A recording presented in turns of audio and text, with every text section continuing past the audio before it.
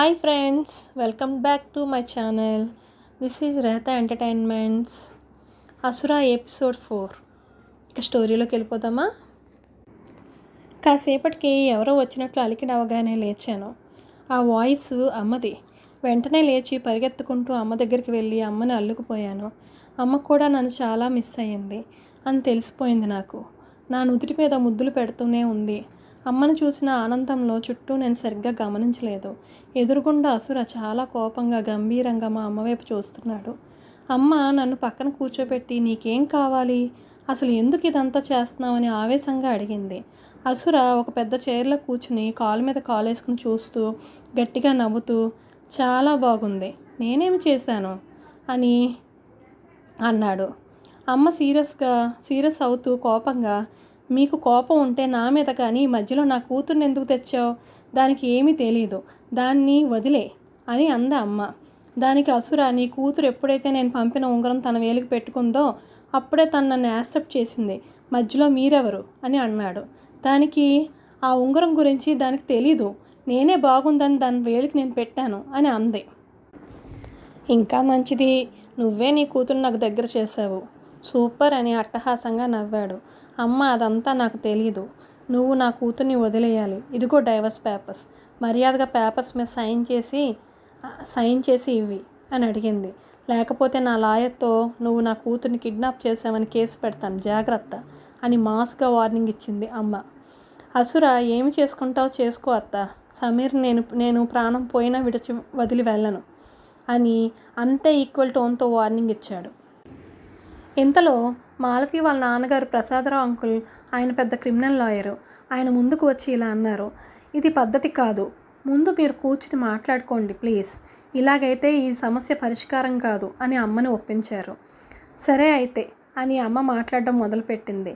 నేను గొడవ పడ్డానికి రాలేదు, నువ్వు చేసింది చాలా తప్పు, నువ్వు ఇష్టపడితే సరిపోతుందా, నా కూతురు ఇష్టాలతో నీకు పని లేదా, 10 మందిలో అలా బలవంతంగా తాళి కట్టి తెచ్చేసావు, నా మేనల్లుడివి కాబట్టి మేము ఏమీ చేయలేకపోయాం, వాళ్ళ నాన్న రాణా ప్రతాప్ ఎంత కుమిలిపోయాడో, కన్న కూతుర్ని అలా కళ్ళ ముందు తీసుకుని వెళ్ళిపోతుంటే ఏ తల్లిదండ్రుల కన్నా గుండె ముక్కలు అయిపోతుంది.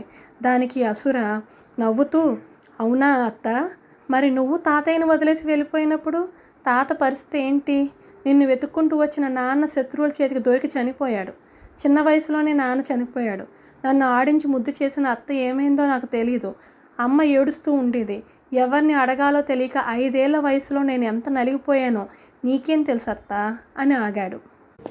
దానితో అమ్మ సడన్గా కింద కూలబడిపోయింది. అన్నయ్య చనిపోయాడా అంటూ కళ్ళు తిరిగి కింద పడిపోయింది. లోపల నుండి అత్త బయటకు వచ్చింది. అత్త వచ్చి అమ్మను పట్టుకుని పైకి లేవబోయింది. నేను కూడా స్పీడ్గా వెళ్ళి అమ్మను ఇద్దరం కలిసి పట్టుకున్నాం, పైకి లేపి సోఫాలో కూర్చోపెట్టాం. అమ్మ మొహం మీద వాటర్ జల్లాం. ఒక్క పెట్టిన స్పృహలోకి రాగానే గట్టిగా అన్నయ్య అంటూ ఏడవటం మొదలుపెట్టింది అమ్మ. అప్పుడు సరస్వతి ఏడవకు ప్రమీల, ఏడవకు అంటూ దగ్గరికి తీసుకుని ఓదార్చింది. ఆ తర్వాత అమ్మ కొంచెం కోలుకుని నెమ్మదిగా అసుర అని పిలిచింది. అసుర అమ్మవైపు తిరిగి నుంచున్నాడు. అప్పుడు అసుర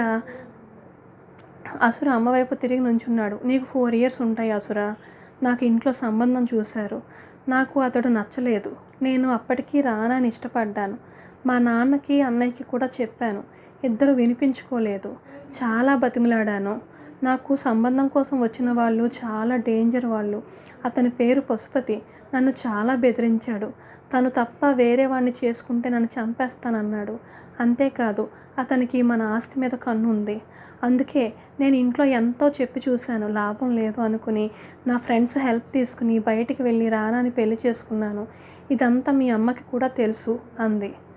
దాంతో సరస్వతి, అవునరా, నేను కూడా ఆ పెళ్ళి ఆపడానికి ట్రై చేశాను, బట్ అప్పుడు అందరూ ఆ పశుపతి మాయలో ఉన్నారు, నేనేమీ చేయలేకపోయాను అంది. సరస్వతి మాట్లాడుతూ, నిన్ను వెతుక్కుంటూనే మీ అన్నయ్య నీ దగ్గరికి వచ్చారు ప్రమీల, కానీ ఎవరో ఆయన శత్రువులు ప్లాన్ చేసి చంపేశారు మీ అన్నయ్యని అని చెప్పింది. అందుకే వాడికి మీ మీద అంత కోపం అన్నదావిడ. అంటే అసురుకి వాళ్ళ అత్త మీద చాలా కోపం అన్నమాట. ఎందుకంటే వాళ్ళ నాన్నగారు వాళ్ళ అత్త వల్లనే చనిపోయారని ఒక బాధ ఉండిపోయింది అసురుకి. దానివల్ల అసురుకి వాళ్ళ అత్త అంటే చాలా ద్వేషం. సరస్వతి మాట్లాడుతూ, మీ అమ్మగారు కొడుకుపోయిన బెంగతో నువ్వు దూరం అయిపోయావన్న బాధతో మామయ్య గారి దగ్గర నీ కూతురు పుడితే దాన్ని అసురుకిచ్చి పెళ్లి చేయాలని, అలాగైనా మన కుటుంబాలు కలుస్తాయని ఆమె చివరి కోరి చనిపోయారు. ఆవిడ ఉంగరమే నీ కూతురికి ఇచ్చాడు వాడు. ఆవిడ బంగారు తాళి, ఆవిడ జ్యువెలరీని నీ కూతురికి ఇమ్మని చెప్పారు అని అనగానే అమ్మ మరింత ఏడ్చింది. ఈలోగా తాతగారు ఎవరు అని లోపల నుండి పిలిచారు. అందరూ తాతగారి దగ్గరికి వెళ్ళారు. అమ్మ తాతగారిని చూడగానే నాన్న అంటూ దగ్గరికి వెళ్ళింది. ఆయన దగ్గరికి తీసుకుని, ఊరుకో అమ్మ, నేనంతా విన్నాను.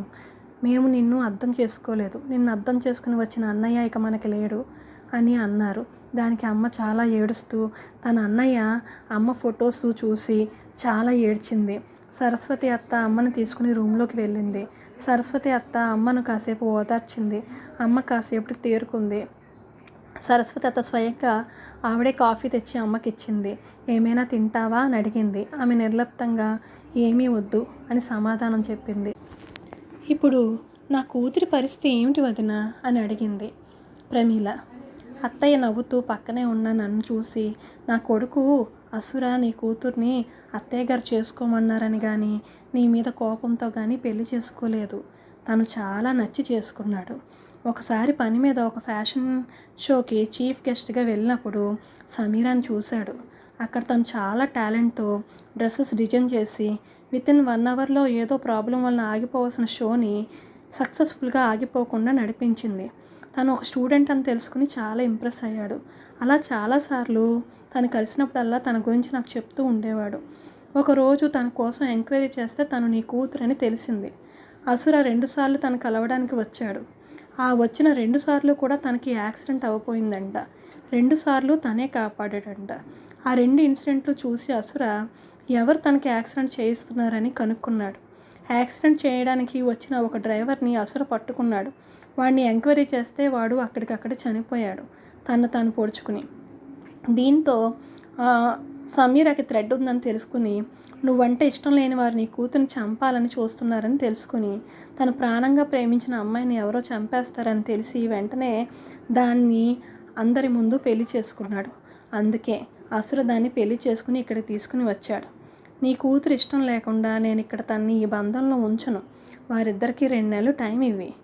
నీ కూతురు అసురుని ఇష్టపడితేనే నా కోడలుగా ఉంటుంది, లేకపోతే తనకు నచ్చిన వాడిని పెళ్లి చేసుకుంటుంది. ఇదే నా మాట. నువ్వు ఇక బాధపడకు, ప్లీజ్ రెస్ట్ తీసుకో అని అత్త అక్కడి నుండి వెళ్ళిపోయింది. అమ్మ వెంటనే నా వైపు తిరిగి, ఇది వరకు నీకు యాక్సిడెంట్ అవ్వబోయింది కదా, అందుకే నీకు డాడీ వెహికల్ ఇవ్వలేదు. మాలతీయే నీ వెహికల్ డ్రైవ్ చేసేది, అవునా అని నా వైపు తిరిగి అడిగింది. అవునమ్మా అని అన్నాను నేను. అసలు యాక్సిడెంట్ అయినా ఆ రోజు నా తప్పు ఏమీ లేదు. నేను డ్రైవ్ చేసుకుంటూ వెళ్తుంటే సడన్గా నన్ను ఎవరో వెనక నుండి సుమోతో స్పీడ్గా వచ్చి డాష్ ఇవ్వబోయారు. నా వెనక నుండి ఎవరో నన్ను సమీరా తప్పుకో అని పిలవటంతో నేను సైడ్ మిర్రర్లో చూసి నా వెహికల్ని ఫుట్పాత్ ఎక్కించేశాను. ఆ సుమో వెనకాలే వేరే కారు కూడా వెళ్ళిపోయింది. నేను ఆ సుమో వాడి నెంబర్ ప్లేట్ చూడలేదు. అలాగే నన్ను ఎవరు పిలిచారు అని కొంచెం సేపు అక్కడ చూశాను. ఎవరు నాకు కనబడలేదు. కానీ ఆ తర్వాత నేను ఆఫీస్లో వర్క్ చూసుకుని మన కంపెనీ ముందు నుంచి నడుచుకుంటూ నా వెహికల్ పార్కింగ్ వైపు వెళ్తుంటే సడన్గా స్పీడ్గా 2 2 వీలర్ వెహికల్స్ నా మీదకు వచ్చి నాకు ఎదురుగా డాష్ ఇవ్వబోయారు. ఎవరో నన్ను ఫేస్ మాస్క్ వేసుకున్న వ్యక్తి వచ్చి తన స్కార్ఫ్ నా మెడలో వేసి తన వైపుకు లాగాడు. నేను 2 వెహికల్స్ స్పీడ్గా తప్పించుకుని వెళ్ళిపోయాయి. నేను వెంటనే కాల్ చేసి డాడీకి మొత్తం జరిగిందంతా ఇన్ఫామ్ చేశాను. అప్పుడే డాడీ మన ఆఫీస్ దగ్గరికి వచ్చి సీసీ కెమెరా చెక్ చేశారు. అందులో ఏమీ ఫీడ్ అవ్వలేదు. డాడీ ఎంక్వైరీ చేయిస్తాను, నో ప్రాబ్లం అని చెప్పి నన్ను ఇంటికి తీసుకెళ్లారు. అయితే నిన్ను 2 సార్లు కాపాడింది అసురయ్య అన్నమాట అని అంది అమ్మ. అలా ఎలా క్లారిటీగా చెప్పగలవమ్మా నేనంటే మా వదిన అంత క్లారిటీగా చెప్పింది, నీకు అర్థం కాలేదా? అసుర నీ కోసం ఎంక్వైరీ చేయడానికి వచ్చాడు. మన కంపెనీ దగ్గర ప్రమాదంలో ఉన్న నిన్ను కాపాడి వెళ్ళిపోయాడు. సమీరా వాళ్ళ అమ్మ చెప్పింది విని ఆశ్చర్యపోయింది. అమ్మ కాసేపు ఆలోచిస్తూ అలానే పడుకుంది. నేను కూడా ఆవిడ్ని డిస్టర్బ్ చేయకుండా బయటికి వచ్చి ప్రసాద్ అంకుల్ ఎక్కడ ఉన్నారని చూసుకుంటూ వస్తున్నాను. ప్రసాద్ అంకుల్ కూడా హాల్లో అత్తయ్యతో మాట్లాడుతున్నారు. అత్త ఆయనకి కాఫీ స్నాక్స్ ఇస్తున్నారు. నేను అంకుల్ పక్కన కూర్చుని, అంకుల్, డాడీ, మాలతి ఎలా ఉన్నారు అన్నాను. అంకుల్ అందరూ బాగున్నారు, నువ్వు ఏమీ వర్రీ అవ్వకు అన్నారు. మీరు రెస్ట్ తీసుకోండి అని అత్త ఆయనకి గెస్ట్ రూమ్ చూపించమని మేడ్తో ఆయన్ని పంపించింది. సమీర తన రూమ్కి వెళ్ళిపోయింది. బాగా అలసిపోయిన మనసుతో తన బెడ్ మీద కూర్చుని ఈరోజు జరిగినవన్నీ ఆలోచిస్తూ కూర్చుంది. సమీరకి సడన్గా అసుర గుర్తొచ్చాడు. అసుర నన్ను చాలా రోజుల నుండి ఫాలో చేస్తున్నాడు అన్నమాట. నాకు థ్రెడ్ ఉందని దాని నుండి నన్ను తప్పించడానికి పెళ్లి చేసుకున్నాడా అని ఆలోచిస్తుంటే అసురకి నేనంటే ఇష్టమా అనుకుంటుండగా అమ్మ లోపలికి వచ్చింది. నా పక్కనే కూర్చుని, నేను చెప్పేది విను, ఎక్కువగా ఆలోచించకు, నేను నిన్ను ఇండిపెండెంట్గా పెంచాను, నీకు ఏది నచ్చితే అది చేయనిచ్చాను, ఎప్పుడు సరైన దారిలోనే నువ్వు నడిచావు.